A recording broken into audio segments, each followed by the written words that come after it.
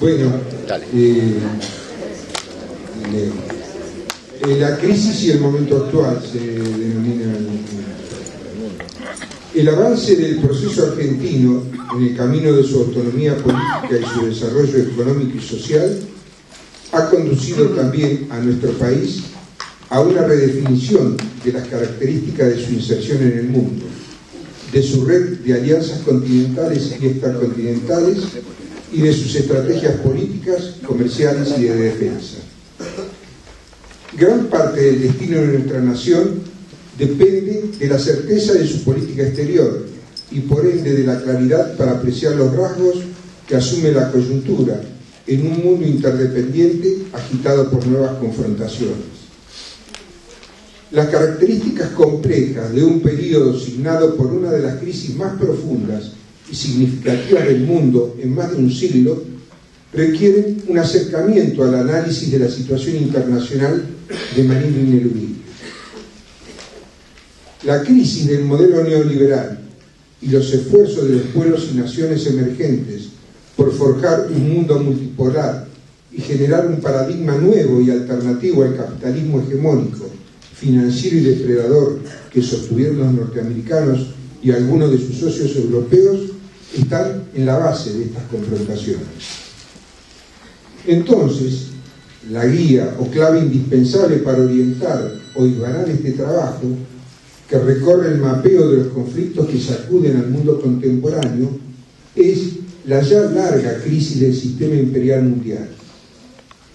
El estallido de la burbuja financiera que tiró abajo el muro de Wall Street es un hito significativo y una circunstancia propicia para encontrar un punto arbitrario, si se quiere, de inicio del análisis que nos conduzca hasta los riesgos actuales de una nueva guerra en Medio Oriente, tal como prefiguran las amenazas contra Irán y hoy los acontecimientos en Siria. Al momento del estallido de la crisis de la subprime, Estados Unidos se encontraba en los estertores de la era Bush, en medio del decreto y aislamiento político más significativo que sufriera ese país en décadas. A pocos años del aparente apogeo inducido por la implosión de la URSS y la instalación del libreto sobre la muerte de las ideologías, como corolario de la hegemonía unipolar alcanzada. Las guerras de Afganistán e Irak prefiguraban una militarización descaradamente fascista en reemplazo de una hegemonía tradicional, como mix de la influencia política e ideológica norteamericana con la represión. La crisis de las hipotecas era en ese sentido la expresión económica y financiera de la crisis de la hegemonía norteamericana sobre el sistema capitalista internacional.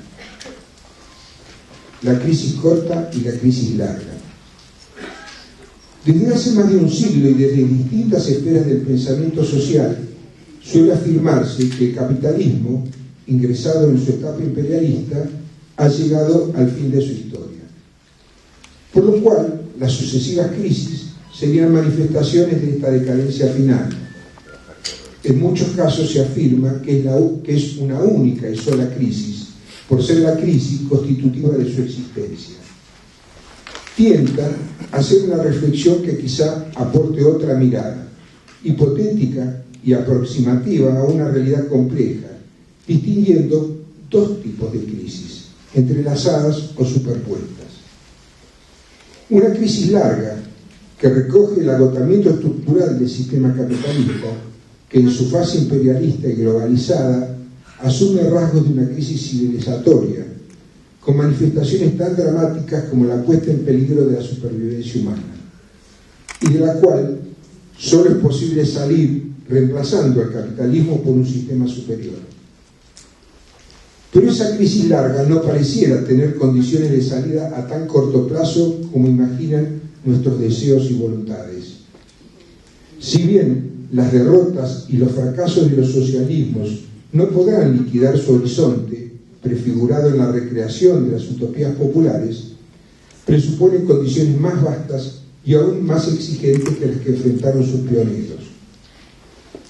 Pero existe también lo que llamaríamos una crisis corta, que es la que desde hace algunas décadas viene aquejando al imperio norteamericano, como potencia hegemónica y cabeza de lo que fue hasta hace muy poco un mundo unipolar.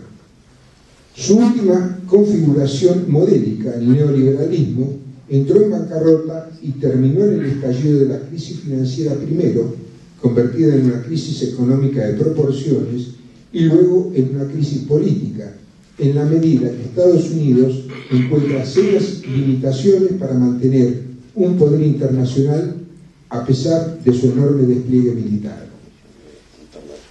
Sin alternativas que cuenten con suficiente masa crítica a la vista, no es el sistema capitalista en sí mismo el amenazado, sino el papel norteamericano como motor de su desarrollo y gendarme de su continuidad.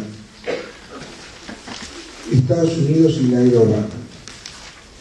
El triunfo de Obama y las expectativas por él generadas dieron lugar a una reformulación parcial de sus estrategias, con marchas y contramarchas, en la medida que éstas no son lineales ni unívocas, sino el resultado de las agudas contradicciones en el seno de la principal potencia mundial. Luego del megasalvataje propiciado por Bush sobre el sistema financiero como prólogo a la era Obama, el Nobel más prematuro e injusto de la historia conduce una estrategia basada en a. Un estímulo a la producción de su país, con medidas que de manera simplificada podemos denominar neo-keynesianas, demonizadas por el FMI en otros lugares del mundo. Una exportación de la crisis, cuyo traslado a Europa fue rápido, contundente y aún en pleno desarrollo. Un ataque al euro como vía de disputa con Europa sobre los mercados internacionales. Un chantaje a China, aprovechando la fuerte tenencia de activos depreciables en manos de este país para poder continuar emitiendo sin respaldo. B. Bajo la fraseología típicamente demócrata, propagandizar una retirada importante de las tropas propias de Irak. Reformular el papel militar de sus socios europeos para usarlos como mascarón de sus agresiones. Ejemplo claro, Libia, lo que le permite un margen de dilución de la tónica militarista de Bush.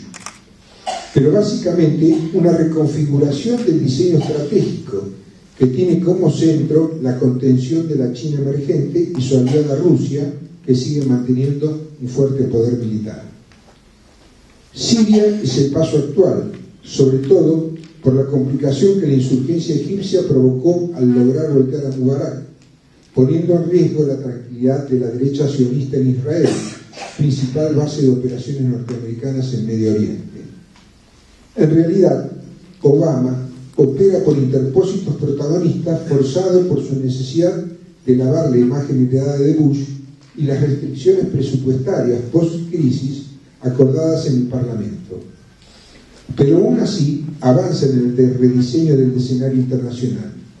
Gran Bretaña, su principal aliado histórico, es la pata OTAN en el Atlántico Sur y explica la militarización en Malvinas, que efectivamente no amenaza solamente a Argentina, sino a toda una América Latina que busca con tenacidad su lugar en el mundo.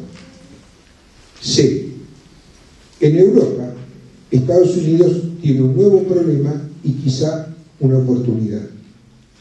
Sus principales naciones son socias en la defensa del sistema, pero también competidoras en un mercado saturado por la sobreproducción y recortado por grandes países emergentes. Alemania se ha conformado como el principal beneficiario de la crisis europea. Ha sabido explotar algunas peculiaridades.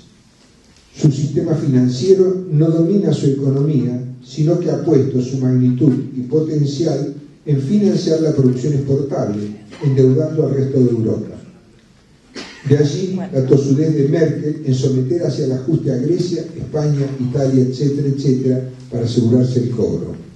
Pero la burguesía industrial alemana, que atravesó indemne sus responsabilidades en la Primera y Segunda Guerra Mundial, es la beneficiaria también de la caída del muro de Berlín, que le amplió el mercado del este europeo y le proporcionó la mano de obra barata para hacer competitiva su industria, ya caracterizada por la alta calidad. Grandes industriales que fueron cómplices y beneficiarios del nazismo, al que sobrevivieron y que hoy se están saliendo con la suya, la vieja aspiración de subordinar a Europa, tarea que comenzó cuando lograron imponerle a Francia un Banco Central Europeo a su imagen y semejanza. Pero por importante que sea el sector financiero alemán, Alemania no se ajusta al modelo neoliberal clásico de predominio de la valorización financiera sobre la producción. Al menos hasta ahora, la industrialización ajusta a su servicio al sector financiero como herramienta de su expansión productiva. El estallido de la crisis puso en evidencia las asimetrías entre una Alemania dominante y el resto de Europa.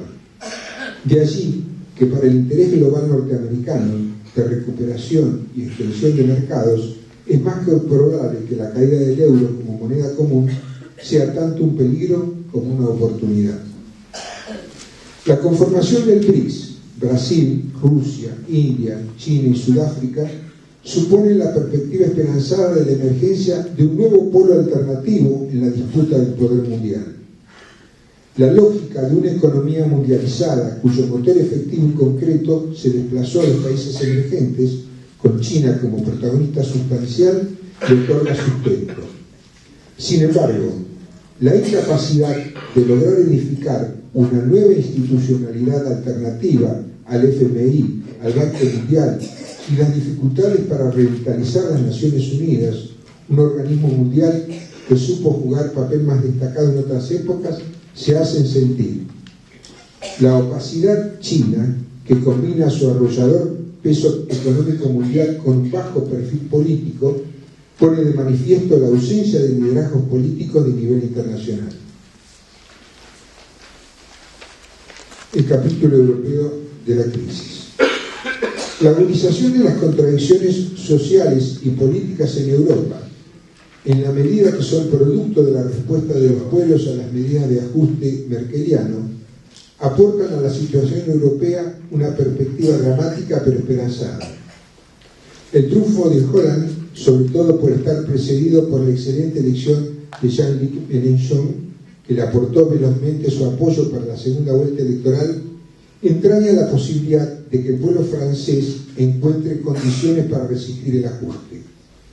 Triunfante para enfrentar a Merkel y Sarkozy y empujado por la espalda por Mélenchon, Hollande tiene la oportunidad y el condicionamiento necesarios para superar la trayectoria última, o el prontuario, de una socialdemocracia europea que se entregó a los brazos del neoliberalismo y contribuyó a la liquidación del estado de bienestar. Grecia sufre la peor de las crisis económicas, hasta el hueso, hasta el hambre. Tuvo en sus manos y las de espada la oportunidad de colocar a Syriza y a su líder Alexis Tsipras en el papel de enterrador del euro, verdadero corset alemán, en cierto sentido suerte de 1-1 de la convertibilidad europea, provocando un desenlace de destino incierto a la crisis del ajuste y a la banca central europea.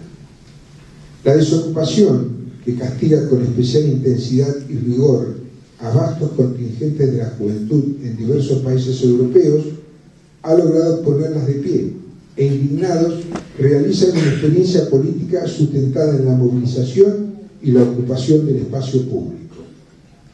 Pero lo construido hasta ahora no alcanzó.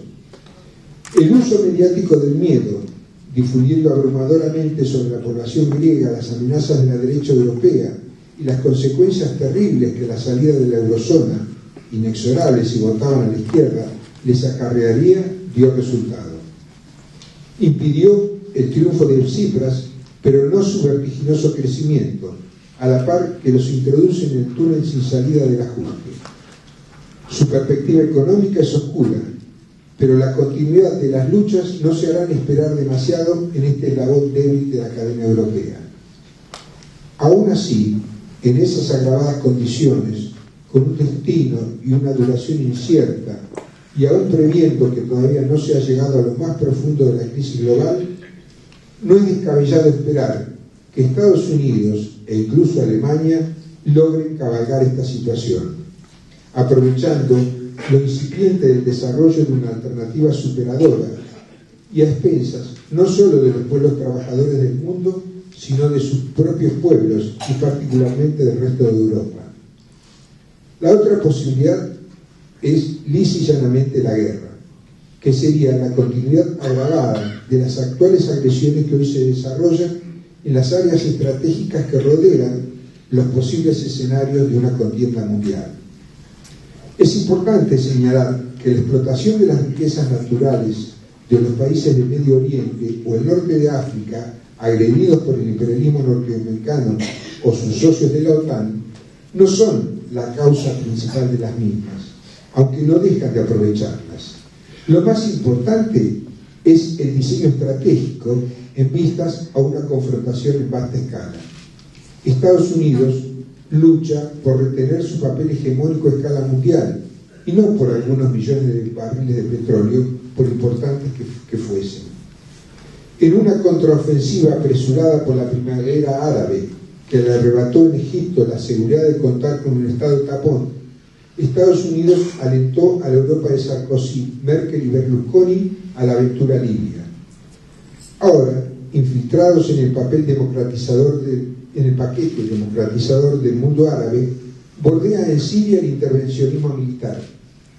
Pero Rusia y China, que juegan a pleno sol las cartas diplomáticas y políticas en contra del intervencionismo de Estados Unidos y sus aliados europeos, y a breve plazo probablemente suministrarán, si no lo están haciendo ya, ayuda militar al régimen de Assad. Aunque de manera indirecta, sería la primera vez en las últimas décadas que la disputa con los gigantes asiáticos y del este europeo llegan al plano militar. La guerra civil en Siria tiene el horizonte en la alianza ruso-china. Sería un error serio no dejar de eslabonar la crisis comenzada con la caída de Wall Street, la debacle provocada en la eurozona y el ciclo recesivo a escala global con los acontecimientos desestabilizadores en el Oriente.